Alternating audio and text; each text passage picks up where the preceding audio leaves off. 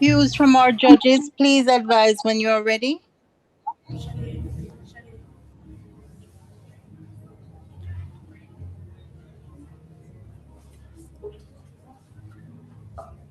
Judges, let us know when you are ready. I'm ready.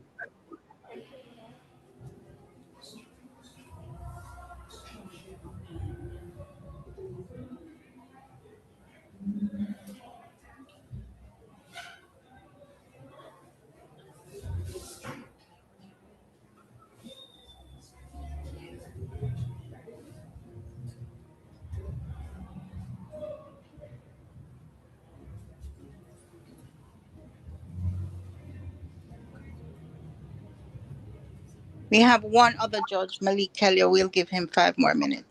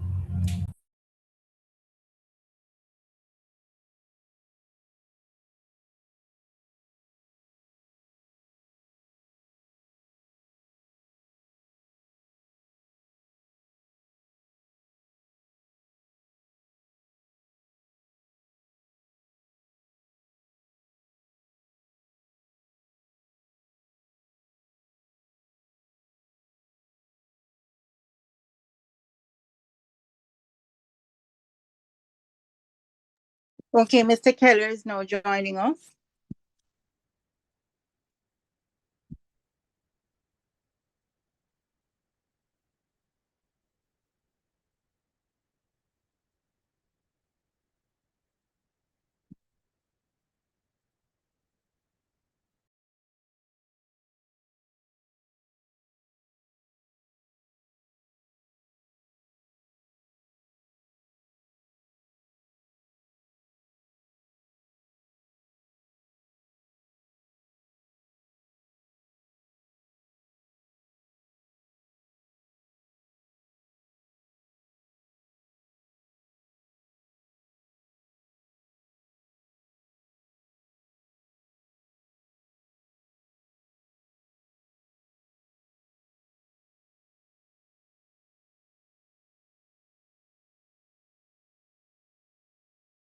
Shanara, are you with us?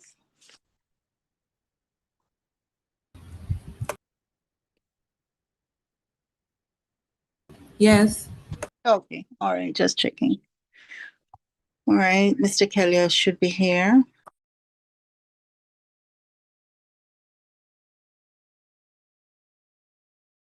Okay, we are all here, which is very good. Let me welcome Attorney at Law Malik Kelly.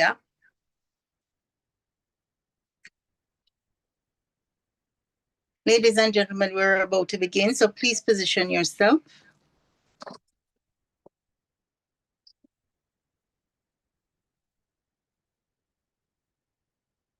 Okay, judges, do you have your score? I know Malik Kelly just joined, but Mr. Kelly, do you have your score sheets ready? Yes, good afternoon, everyone. I do. Thank you. All right. Welcome. 3 months after Hurricane Melissa tore across Jamaica, the rebuild is on. But what should we rebuild first? Glenmuir High versus decarteret College in match 3 of the National Tourism Debate competition. The motion. This House believes that building local communities and protecting tourism workers should take priority over expanding tourism infrastructure after Hurricane Melissa. We're joined by adjudicators, Mr. Malik Kelly, attorney at law, Mr. Aldane Reed, representing the Jamaica Hotel and Tourism Association, and Gave Watt, representing the Jamaica Observer. Our sponsors, the Jamaica Hotel and Tourism Association, prizes from Lasco Distributors, Royals and Luxury Resorts, Beaches Negril, Moon Palace Jamaica, and a trophy from Pier 1. Let's get right into it.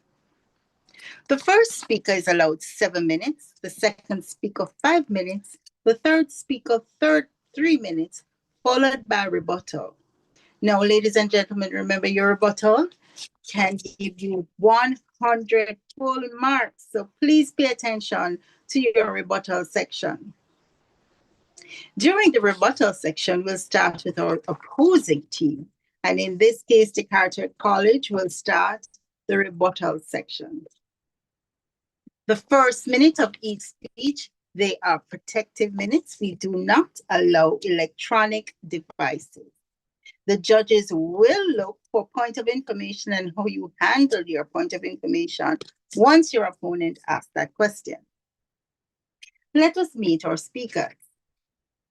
Now, please correct me because your coaches gave your names late. From Glenmuir High, we have Samantha Bravo, Richard Mitchell, Grisham Evangelist, and Reserve Ajay Savizon. Decarteret College, Ajana Howell, Mikael Reed, Ayoan Brown, and Reserve Shade Fritz. Now, when you get Excuse me, all of those pronunciations are wrong. It is those names, Ajani. Yes, all right. So, Ajani. Ajan, when Ajani. you get to your mic, you pronounce your name so that the judges can hear you. Because all your coaches sent the names very late. We will Okay, now thank you. proceed. We will now proceed with our first team, which is proposing the match Glenmuir High. May we invite our first speaker, Glenmuir High, to begin. Please remember to pronounce your names before your speech.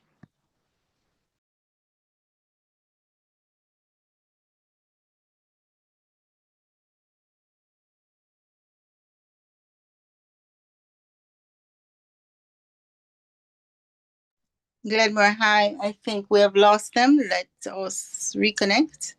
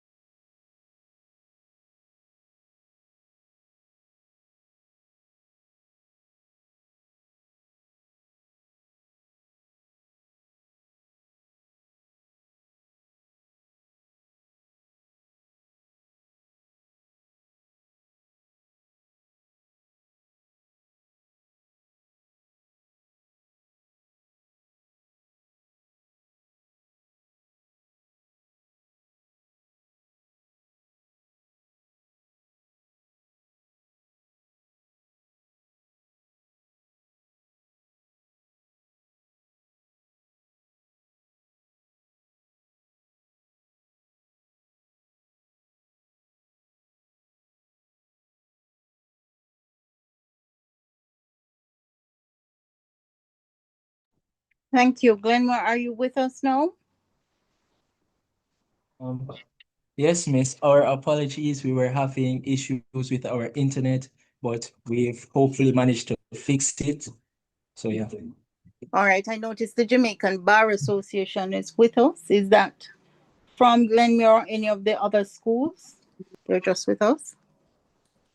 Mr. Kelly, Judge Kelly, are you aware of it? No? All right, Glenmuir, you're up. Two You're devices, my first speaker. apologies. Okay. First speaker, Glenmuir High, please prepare yourselves. You're on. Please go ahead, introduce your name. Your name. Good afternoon. I'm Samantha Bravo.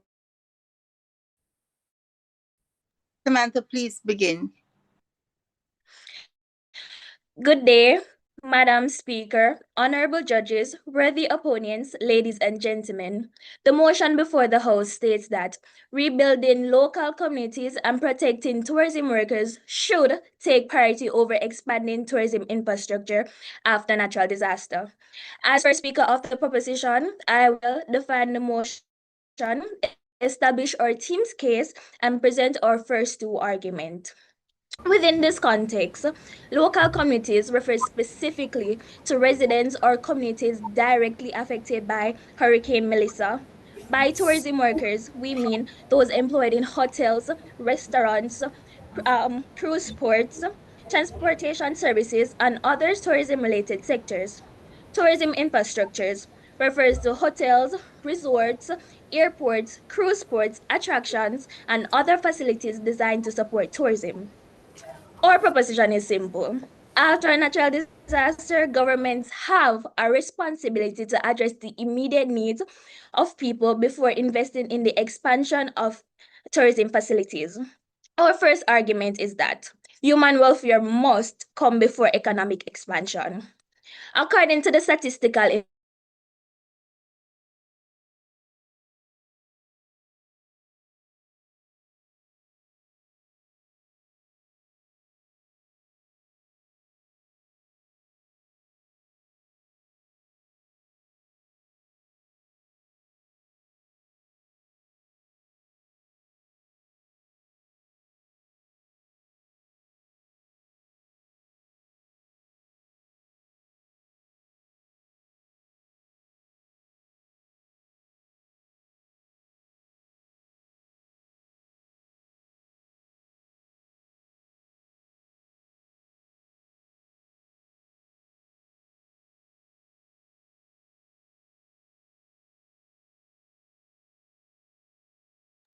I'm sorry about that. Glenmuir seemed to have lost connection again.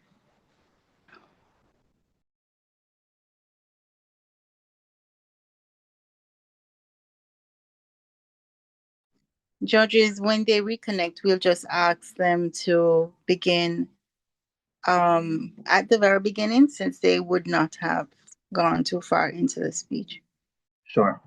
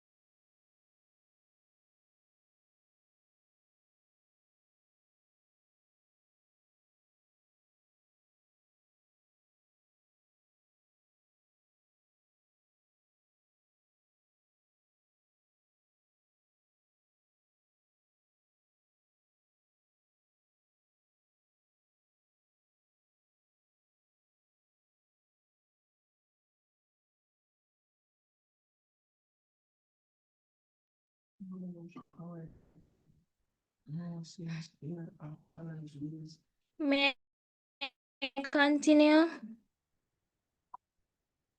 Yes, continue from the very beginning, please. Okay, thank you.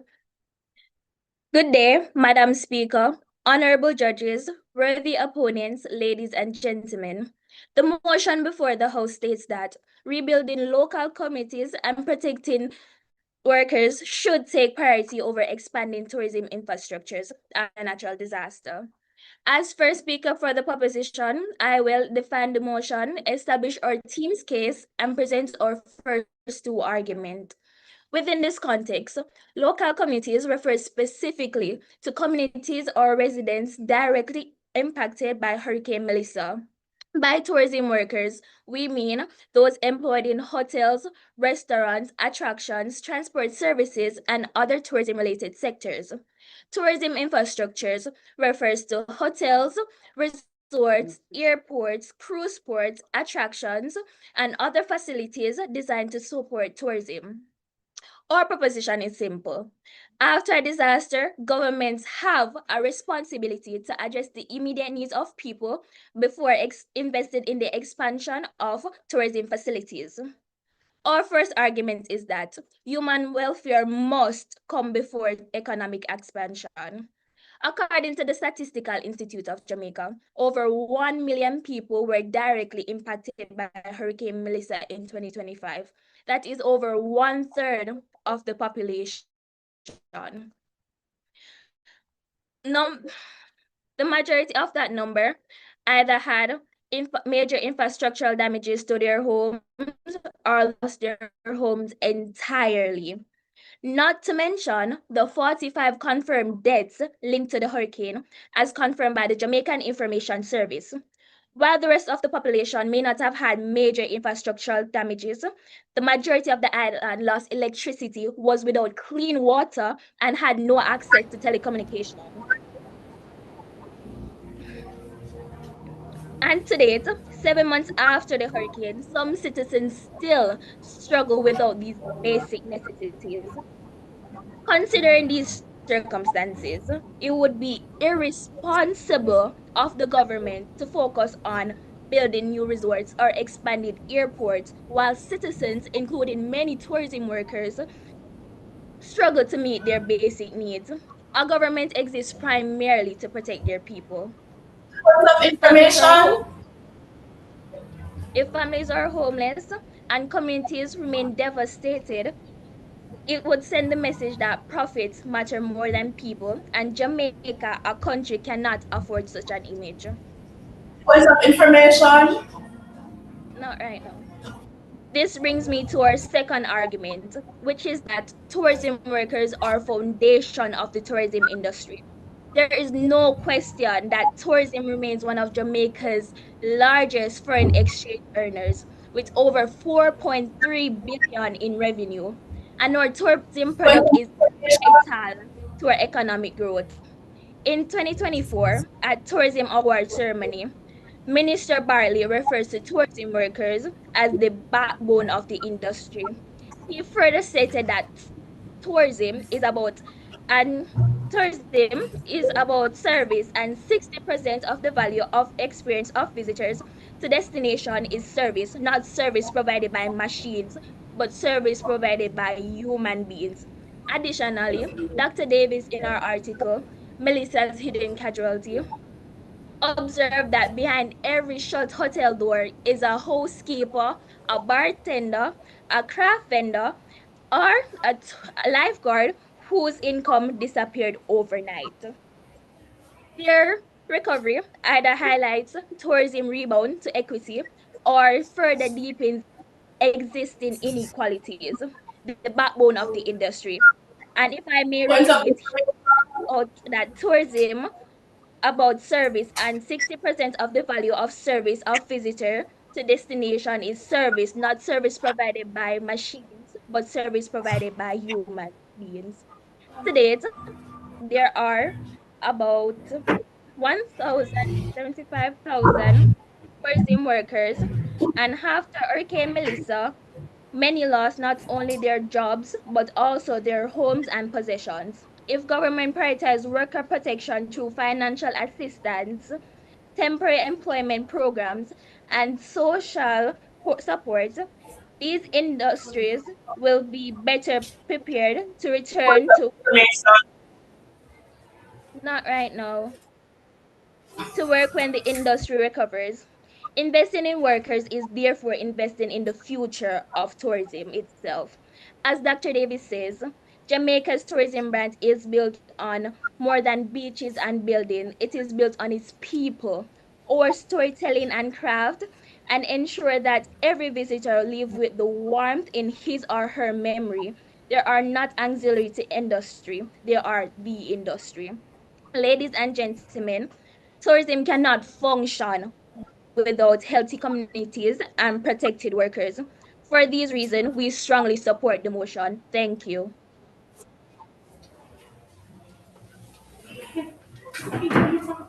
Thank you very much. Very strong arguments there by Glenmuir High. We will now proceed with the Decarteret College first speaker. I have Ajani Howell, first speaker for Leader of the Opposition for this. Madam Speaker, my teammates, and members of the government, good morning. I stand today as Leader of the Opposition to resolve that expanding tourism infrastructure absolutely must take priority over delaying expansion. Now, before I get into my presentation, however, I must bring up a point that was made by the Prime Minister. Now, where she states, what was it? Human welfare before economic expansion. How do you protect workers' jobs while slowing down the very industry that they work for?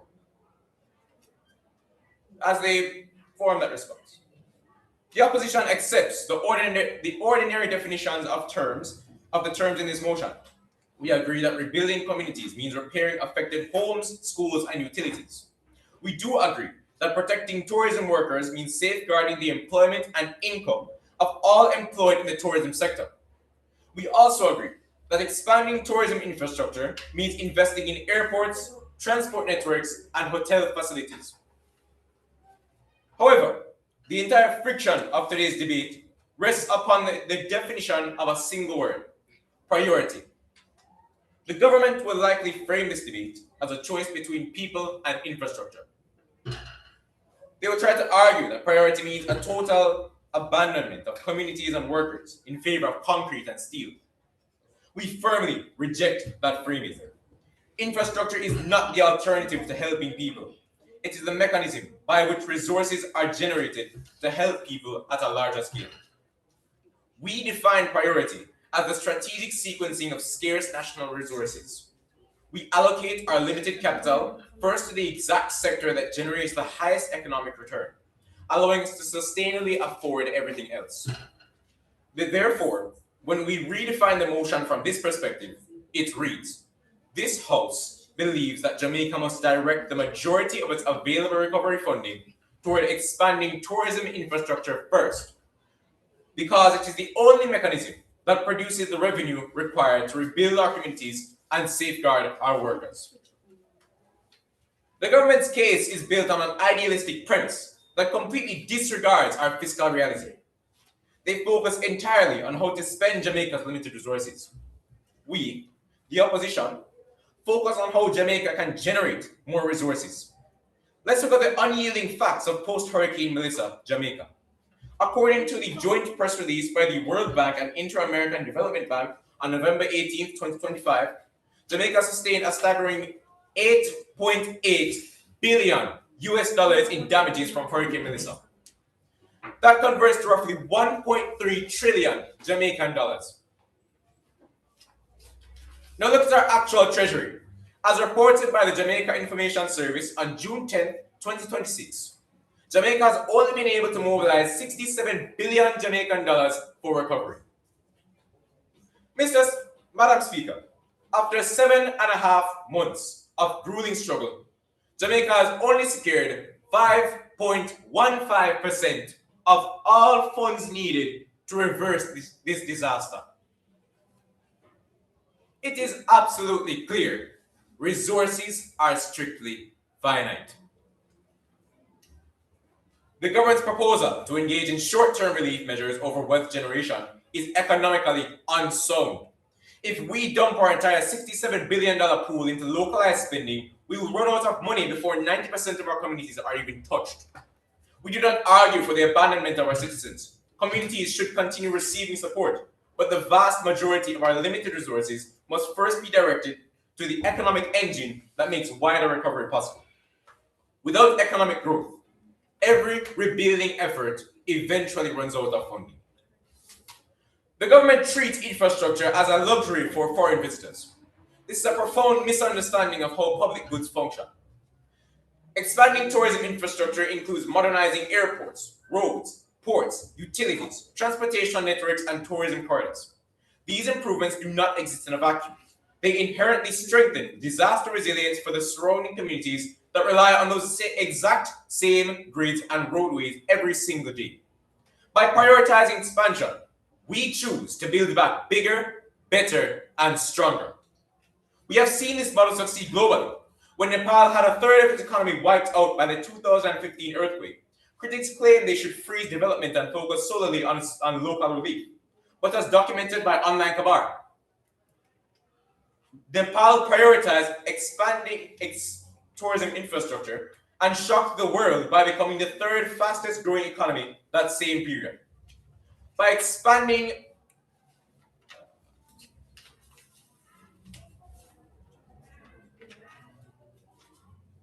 My apologies. By expanding the sector, Nepal generated the capital necessary to fund long-term national reconstruction. Expansion creates the wealth that makes national safety possible. The government's plan spends money. The opposition's plan creates money. The government treats tourism workers and tourism infrastructure as if they are separate, competing entities. They are not. A worker's job only exists because the industry exists. If our airport and transport networks remain damaged and unexpanded, visitor arrivals will struggle to recover. If visitors decline, our hotels lose revenue. If our hotels lose revenue, workers lose their jobs. Therefore, protecting the industry is the single most effective way to protect the worker. Providing temporary state stipends while letting our infrastructure decay is a band-aid on a bullet wound. By prioritizing infrastructure expansion, the opposition is securing the long-term survival of their employment, ensuring upward career mobility, and offering stable income that a bankrupt government treasury cannot provide. If the government insists on delaying expansion, they must answer this. How do they intend our 32% lost GDP? Where do they intend to find the remaining 95% of the reconstruction budget? Madam Speaker, we must look past good intentions alone and focus on long-term economic reality. The government asks, who should we help first? The opposition asks, how do we generate the resources to help everyone? That is the fundamental difference between treating the symptoms and actually solving the problem. You cannot rebuild a nation without money you do not have. Thank you. Thank you very much. First speaker from the Decarteret College. We will now move over to Glenmuir High and invite our second speaker to begin.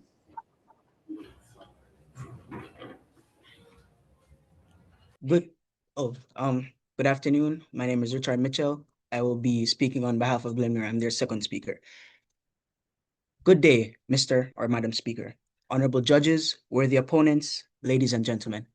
As second speaker for the proposition, I stand to further strengthen our case and demonstrate why rebuilding local communities and protecting tourism workers must take priority over expanding tourism infrastructure after Hurricane Melissa. My first argument is that rebuilding communities is essential for sustainable tourism recovery. The opposition may argue that expanding tourism infrastructure should be prioritized because it generates revenue and stimulates economic growth. However, this argument ignores a fundamental truth. Tourism cannot thrive without strong, functioning communities. Tourists do not simply visit hotels and resorts. They rely on roads, transportation systems, healthcare facilities, public utilities, local business. Sir? Oh, not at this moment, sorry. And people who make their experiences memorable. They interact with taxi operators, tour guides, craft vendors, restaurant workers, entertainers, and the residents. Therefore, when communities remain damaged and essential services are disrupted, that tourism product itself becomes weakened. The United Nations World Tourism Organization has consistently emphasized that resilient tourism depends on resilient communities. A destination's success is directly linked to the well being of the people who live and work there. If communities are struggling with damaged homes, unreliable electricity, not at this moment, unsafe roads, and limited access to healthcare, tourists are less likely to view that destination as attractive and reliable. We have seen this throughout the Caribbean following devastating hurricanes. Countries that prioritize restoring essential services, rebuilding communities, and supporting residents were able to recover more effectively because they created the stability necessary for tourism to flourish again, rather. Visitors seek destinations that are safe, welcoming, and functional. Rebuilding communities therefore strengthens the very foundation upon which tourism depends. A country cannot successfully market itself as a world class destination while its citizens continue to suffer from the effects of a disaster. By rebuilding communities first, we create a stable environment that encourages both tourism growth and long term economic development. This brings me to my second argument that protecting tourism workers protects the future of the tourism industry. As our first speaker rather established, tourism workers are the backbone of this sector. However, after a hurricane, many workers face immense challenges. Some lose their homes, personal belongings, transportation, and even family income. In such circumstances, not currently, expanding tourism infrastructure does little to address their immediate needs. The World Travel and Tourism Council highlights that tourism is one of the world's largest employers, yet industries do not function because of buildings alone. They function because of people. Hotels, attractions, restaurants, and airports require trained and not currently and experienced workers to operate successfully. When governments prioritize worker protection through emergency assistance, housing support, healthcare access, and temporary income relief, they preserve the workforce that tourism depends on. This prevents skilled employees rather, from leaving the industry due to financial hardship and ensures that the sector can recover more efficiently in the future. The opposition may claim that infrastructure projects create jobs. While this may be true, those opportunities mean little if are unable to take advantage of them because they lack housing, transportation, healthcare, or financial stability. A worker cannot effectively rebuild a resort while struggling to rebuild his or her own life. Therefore, protecting tourism workers is not separate from tourism recovery. It is tourism recovery. Ladies and gentlemen, the opposition asks us to prioritize buildings. We ask this House to prioritize people. Strong communities create strong tourism industries, and protected workers create sustainable economic growth. When communities recover, tourism recovers. When workers are protected, the industry survives. For these reasons, I proudly stand in support of the motion. Thank you. And thank you very much, Glenmuir College. Let's move over to decarteret College. Sorry, Glenmuir High, decarteret College. Second speaker. You My may name is go ahead. My name is Makaya Reed, second speaker of the opposition. All protocols observed. The proposition asks this House to believe that rebuilding local communities and tourism workers and protecting tourism workers should take priority over expanding tourism infrastructure after Hurricane Melissa. Before I begin my speech, Madam Speaker, I would like to pose a question to the proposition. Does this government not believe that the best protection for workers include restoring the industries in which those workers are employed? And if not, how so? Madam Speaker, this is a fallacious, Madam Speaker, this is fallacious as communities do not recover in isolation and tourism cannot be protected without the industries that employ them. In Jamaica, tourism is one of the major drivers of employment, foreign exchange, and economic activity. The opposition's position is simple. Economic recovery enables social recovery. Today, we'll demonstrate the expanding tourism infrastructure finances community rebuilding, strengthens disaster resilience, and restores the livelihood of the very workers the government claims to protect. Firstly, tourism infrastructure is the funding engine for community recovery. Jamaica's fiscal reality cannot be ignored. Recovery requires resources. Schools must be repaired, healthcare systems must function, homes must be rebuilt, social assistance programs must be strengthened. All of this demands revenue. Tourism helps to generate said revenue. The tourism sector creates a chain of economic activity that extends far beyond resorts and beaches. The tourists who book a hotel room also support the taxi operators, the farmers supplying fresh produce, the entertainers, the tour guide, the craft vendor, and countless small businesses. So when the government says to put communities first, we ask a simple question: with what resources? You cannot rebuild roads without funding. You cannot strengthen hospitals without economic activity. And you cannot sustain worker protection programs without jobs that generate tax revenue. Madam Speaker, Jamaica cannot distribute what is not generated. Tourism is not separate from community recovery, it helps to finance it. The government is asking Jamaica to distribute the harvest while refusing to plant the field again. This is not justice, this is economic decline. Secondly, expansion is disaster resilience, it is not luxury. The government treats tourism expansion as though it is just a luxury. In reality, post disaster expansion is an opportunity to build stronger systems. Vision 2030 Jamaica, adopted in 2009, emphasizes resilient infrastructure and sustainable economic growth as essential components of national development. Recovery should not simply restore what existed before, it should improve upon it. What does this look like in practice, Madam Speaker? It means rebuilding hotels using stronger construction standards. It means modernizing airports so they can support both tourism and emergency response efforts. It means improving transportation networks that serve visitors and local communities alike. The Intergovernmental Panel on Climate Change's sixth assessment report, published in 2021, warned that climate change is increasing the intensity of many weather extremities globally. Madam Speaker, if stronger storms are becoming more frequent, why would we intentionally rebuild vulnerable systems? Madam Speaker, by placing infrastructure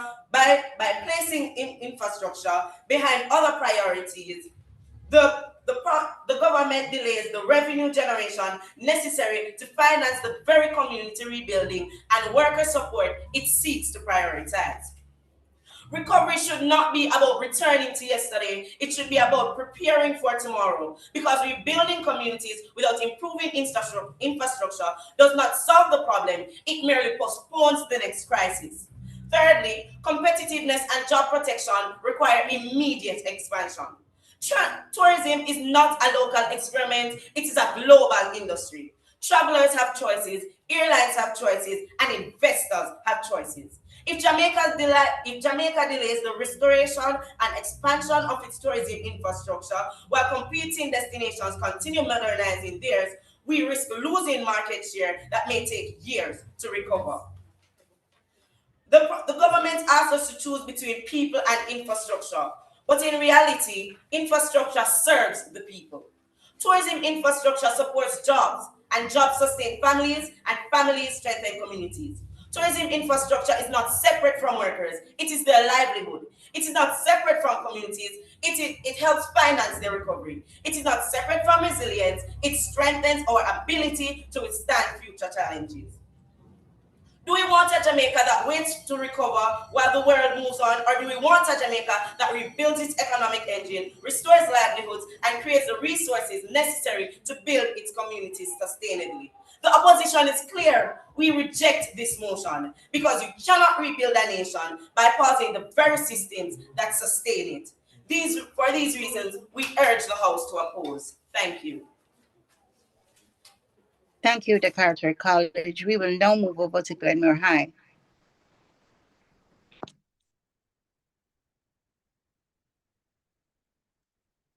Glenmuir High.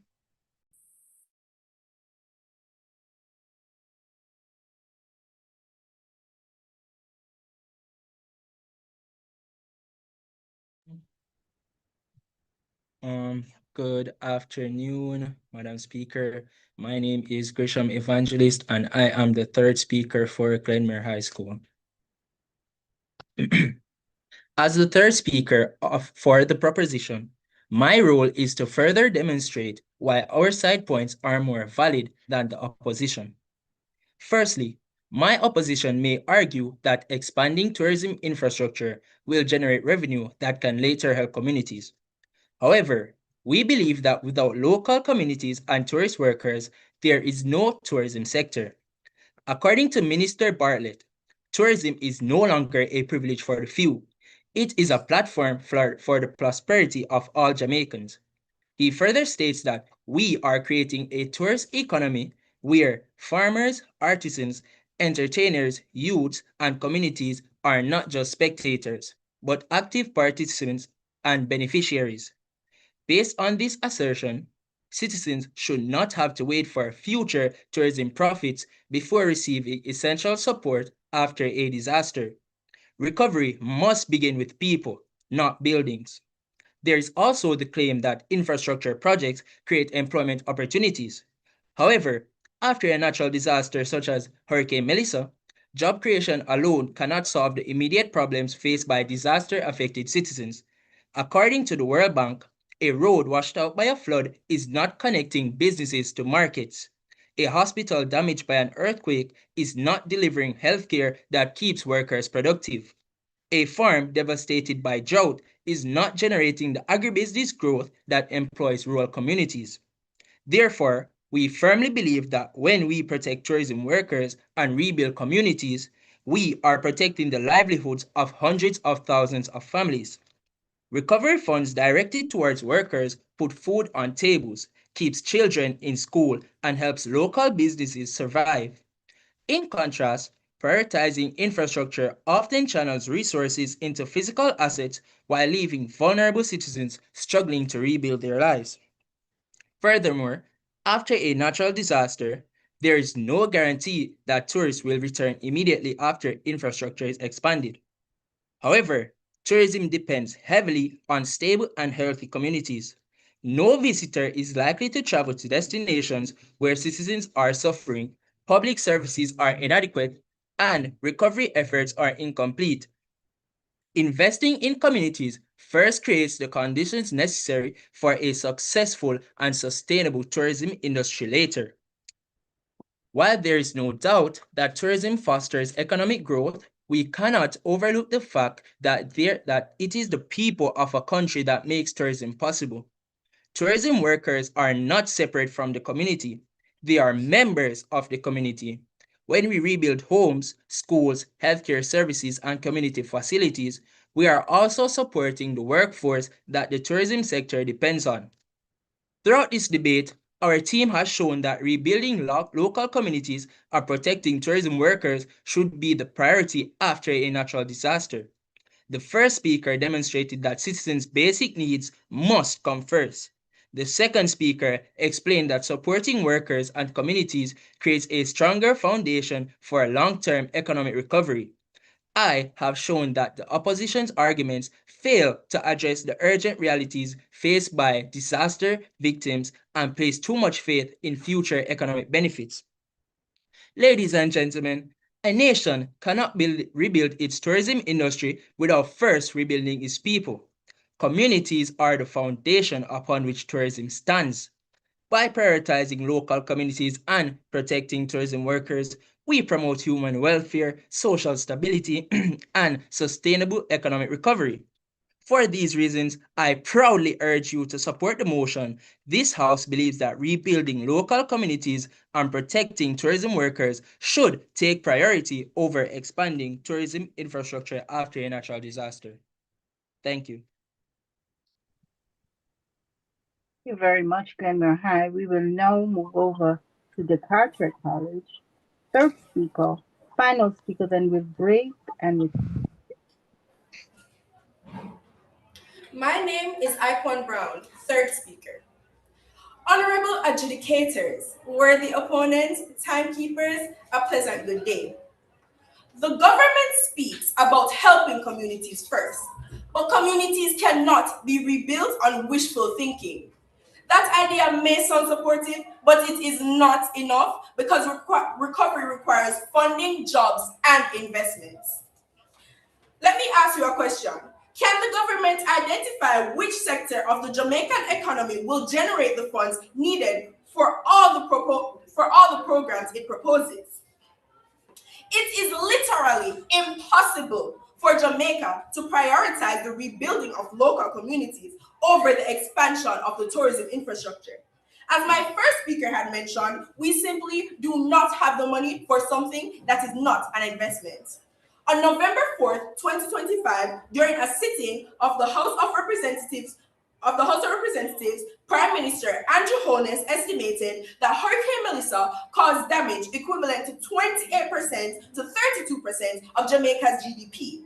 According to www.worldbank.org, by November 19, 2025, the World Bank and IDB estimated physical damage at US $8.8 billion. 41% of Jamaica's GDP. Furthermore, assuming that the government wants to rebuild strong, hurricane-resilient homes for the approximately 24,000 households that's lost their homes. Oh, and by the way, Madam Speaker, this figure of 24,000 was reported by ODPEM on November 19th of 2025 and published by the Jamaica Information Service on November 20th, 2025. I continue my point. It will likely require between 6% and 9% of Jamaica's GDP, which is around 1.2 billion to 1.8 billion, out of Jamaica's GDP of about 20 billion, reported in 2024. The question then becomes, where will this money come from? The government has not provided us a sustainable answer. The opposition has. By prioritizing tourism infrastructure, Jamaica can restore one of its largest sources of revenue and generate the resources needed for long-term recovery over short-term assistance. This is not a policy debate on what we wish could be done. It is a debate about what can realistically be done with limited resources. The question before this House is not whether rebuilding communities is important. It is whether it should take priority over expanding the tourism infrastructure.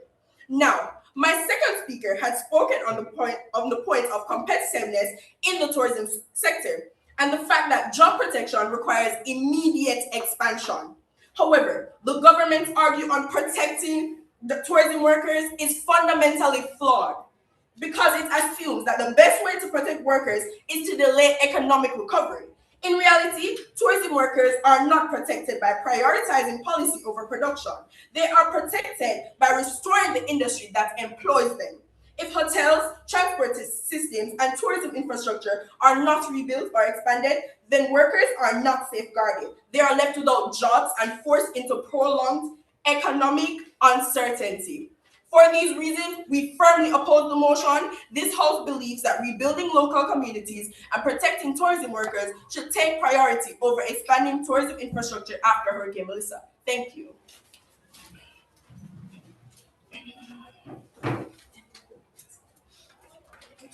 Thank you very much, decarteret College. We will now break while our teams prepare their rebuttals. Judges, you can use the time to tally the scores you have so far.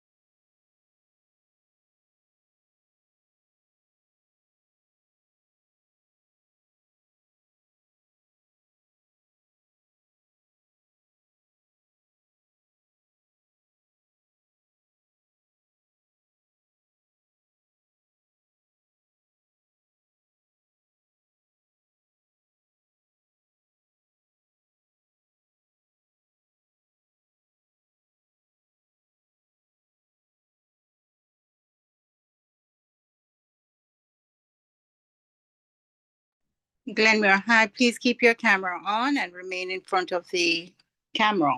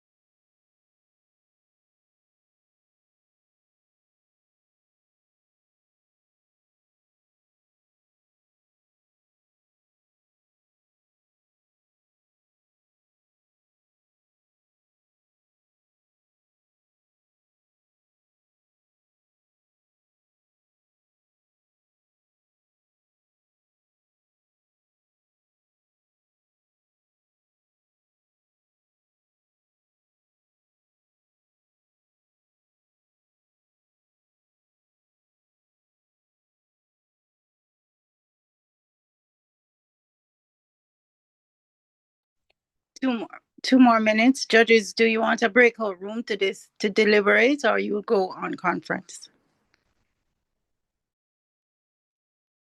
The breakout can be helpful.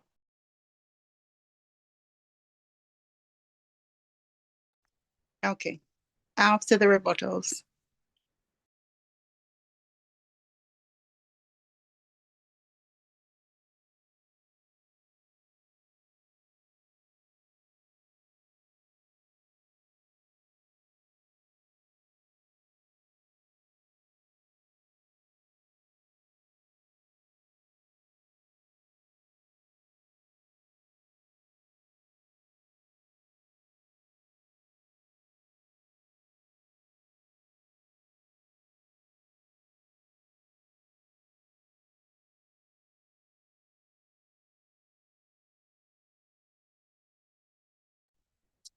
Okay, students, a minute more. You believe you should be ready? Prime Minister and opposition leaders, just about. You know, there are certain matches that really stand out in my mind, and I believe this is going to be one of them. This is going to be one of those matches that feels like a final, but we're not really here. Congratulations to all the coaches for coaching this particular match.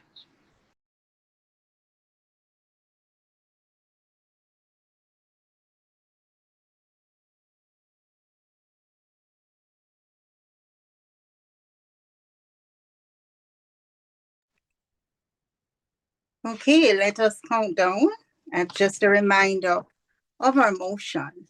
The motion reads, this House believes that building local communities and protecting tourism workers should take priority over expanding tourism infrastructure after Hurricane Melissa.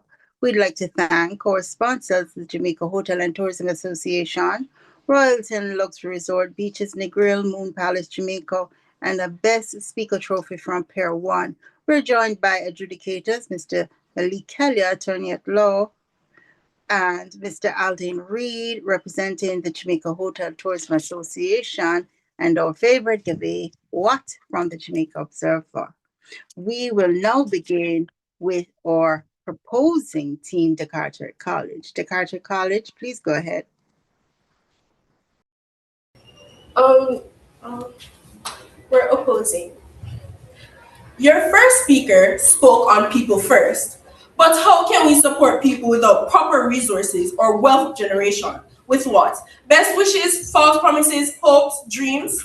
Now, your second speaker spoke on the exact same thing as your first, but you stated that the tourism workers are a central part of the tourism sector. You keep talking about protecting, but you are hindering them by abandoning the very sector these workers depend on. Your third speaker said that without local communities, you mentioned job creation is you mentioned job creation. It's not job creation though, is it? It is job restoration. When did we propose to create jobs? We proposed to fund the systems that restore them, not recreate them. And to answer your point that we care about money more than people, expanding tourism infrastructure is not about profit. It is about restoring the infrastructure that generates jobs and income for Jamaica. And to answer your point, to rebuild communities first, we are not against rebuilding communities, but delaying expanding tourism infrastructure delays the revenue needed to rebuild them at scale.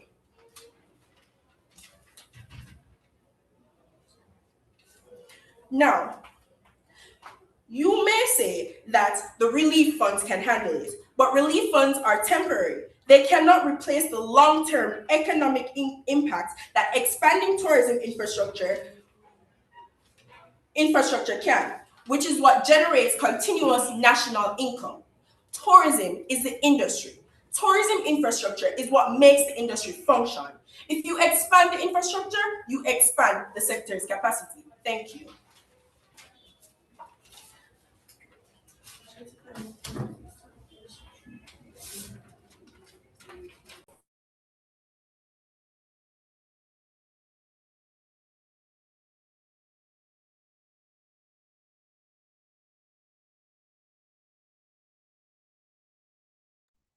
Glenmuir High, you may begin. Okay. Good day, Madam Speaker. I have two questions I would like to pose, but first, towards the first speaker's point, I would like to say he speaks about the infrastructure and that people comfort towards the hotels and why we should rebuild our hotels first. But people often state that they come to Jamaica to experience its culture and the diversity as well as the people and how they react. So it is important that we rebuild our communities before rebuilding hotels. To their second speaker, he stated that we should improve hotels. But I have one question to propose about that point. Improving hotels for who? Should we improve our hotels for tourism who are coming to stay for at least a month and then leave? Or should we improve our communities for the citizens that work towards building a better Jamaica? And third, the third speaker stated that investing in the communities is a waste of money. Do we want a Jamaica that considers investing in the people a waste of money? That is all I have to say. Thank you. Thank you. And let's have a round of applause. I think you guys did very, very well, Decarteret. Glenmuir High, coaches, judges, a round of applause, please. Very, very strong match indeed. We will now break for the judges to deliberate.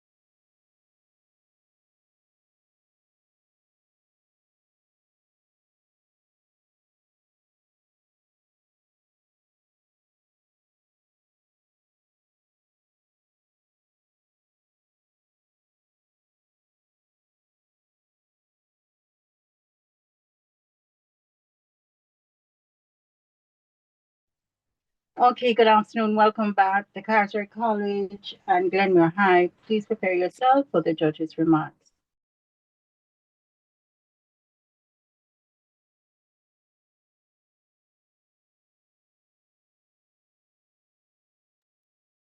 Glenmuir,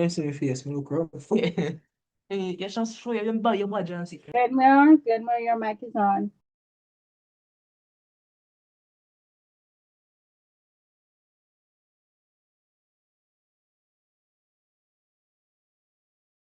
Judges, please turn your cameras on. I think Mr. Reed and Mr. Watt. Who will we start with first?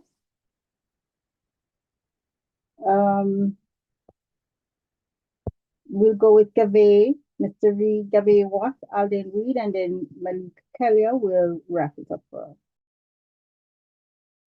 Right, no problem.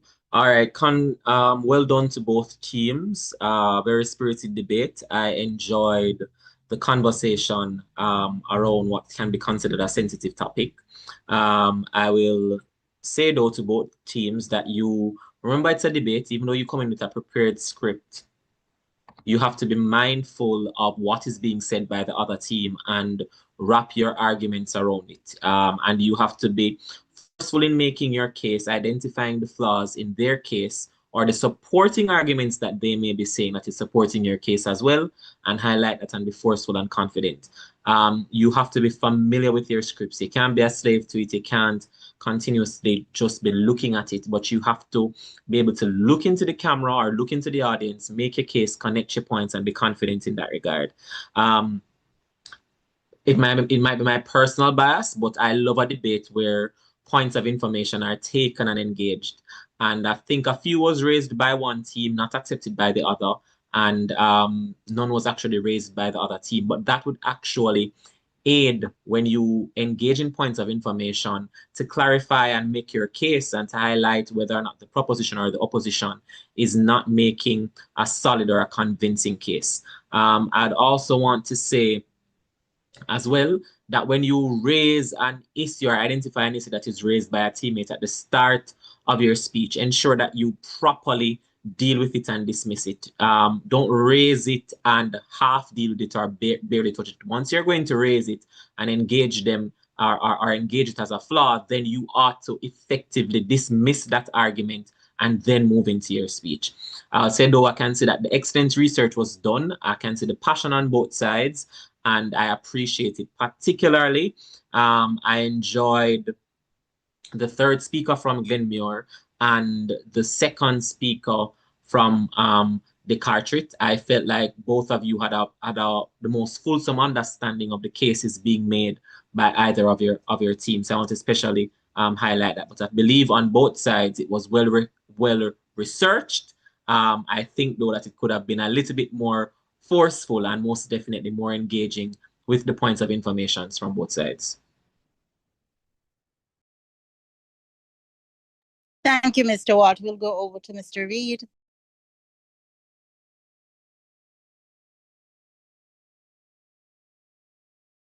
You're muted. Sorry about that. Once again, thanks everyone. Good afternoon. Very good debate. One of the better competitions that I've been a part of so far. And I think, again, as the first judge spoke, very important topic. And I think generally both sides did a good job in terms of addressing what I think is the motion. The motion was really seeking to sort of establish whether or not one should go with, the people or the business or the commerce. And I think that was ultimately was the burden of proof that was placed on both sides. I think generally, I'm looking at, for example, to start, I should say, defining the key terms. I believe there were issues, I suspect, with sort of drilling down on the definition. I think there was, on both sides, I think on one side in particular, the idea of community. What exactly is a community? And I think, we spent a lot of time talking about residents, which obviously would be the key part of a community, but there are so many other aspects of communities, including health centers, water systems, roads, community businesses and other vulnerable populations. I think there was some opportunity there where the argument could have been spread out wider had there been more of a definition of what a community really is. I think the government side really had to prove fundamentally that communities are a foundation of recovery, and without that, nothing else can happen. And I think generally the proposing side did a fair job in terms of making that case. And I also, on the opposition side, there had to be proof around whether tourism infrastructure and expansion is essential for recovery in and of itself, whether economy drives the recovery effort, as opposed to, whether the government should of course focus on the people themselves.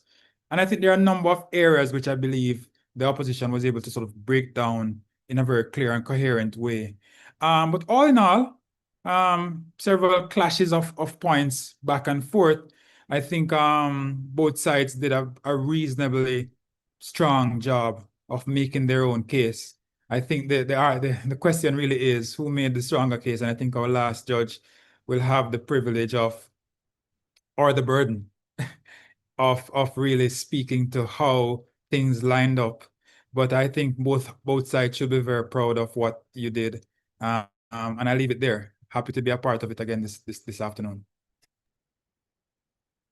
And we're happy to have all our adjudicators. I think you all enjoyed this match, including myself, and I will agree. I think it's the strongest one we've seen for the season. Mr. Kelly, over to you. Thank you so much, Edie. Thank you so much, colleagues. Good afternoon, everyone, and congratulations to both teams on what has been quite a riveting match this afternoon. It really has rivaled a finals match, I must say, from my experience, both as a debater. So I sat exactly in your seats and in your shoes in this competition. I know I might be aging Miss Tolo now, and now I sit daily where I have to argue and debate for a living. Now, I think both of my colleague judges have actually summarized what I have to say, so I will not be a scratch record, but to remind you that the spirit of British parliamentary debate is extemporaneity. What that means simply, students, is, as Mr. Watt mentioned, you must engage with points of information. So you're going to lose points if you don't engage with them. Students must not be slaves to scripts. Though debate isn't public speaking, debate is about still making convincing arguments. So it is not only the person with the loudest voice or the most commanding or dramatic voice that persons will listen to. Persons will still listen to you if you are measured and focused, but you're not looking at your script. And I found that just too often. You see, the beauty about using even Zoom and this online platform is it shows up you even more.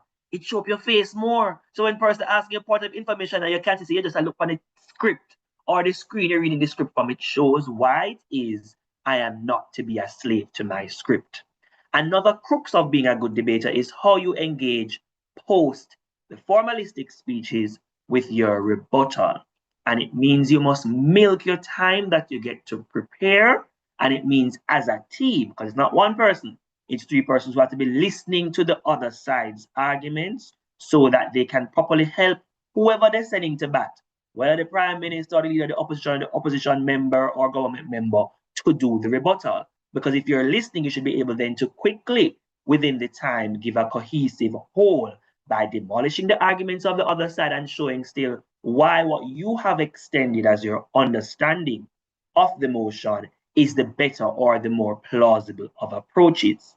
Overall, your timing, colleagues, students, the timekeeper has sent me the times.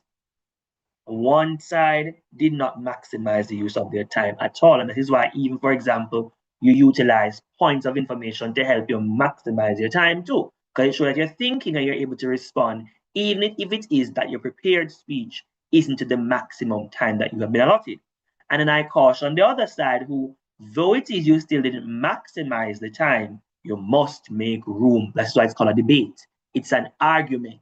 One side and the other engaging. It's not just I have my points, I have to rush and get through my points before the time ends, and then I don't listen or engage the other side's points. So it's very critical that you remember those things. In terms of, as Mr. Reed said, infrastructure or people, both of you gave very, very convincing arguments. It was clear the research was done. It was clear you tried to use as best as possible more recent and topical sources to defend your points. I'll also caution you as well, be very careful with names. I do recall somebody mentioning Bartley versus Bartlett for the name of the Honorable Minister of Tourism. You want to make sure you get those little things right, because sometimes as well, though it is we understand the nerves and everything, you have to remember that you're also going to be engaging with other stakeholders who may be watching or viewing what we have to say, right? Because it also wants to make sure that you're as convincing as possible with things like that. Overall, I have now the unenviable task, I wouldn't say the pleasure. One side has to win, but I will say overall so far in terms of the quality of the matches, both teams have done exceedingly well. And so before I tell you specifically what the scores, I want to reiterate as well for you. It is not only the loudest and most gregarious of speakers that is a debater. You can have solid points and measured points and speak with a measured tone and also be a great speaker. What is the crux of that is you're balancing it with your style. How are you engaging with your eye contact and your gestures as well? If you're using your paper, you don't want to have the paper only like this and shaking it in your hand. You want to show that even as I have a script, I can speak without it, but also glance at it from time to time and still be engaging. So in the round, the judges did have a difficult decision. And so the totals are as follows. Glenmuir High School, 888 points. So that's 888 or 888. And decarteret, 1,013 points, 1013. And the best speaker goes to Mr. Reed, the second speaker from decarteret College. Congratulations to both teams. We now hand back over to our executive director.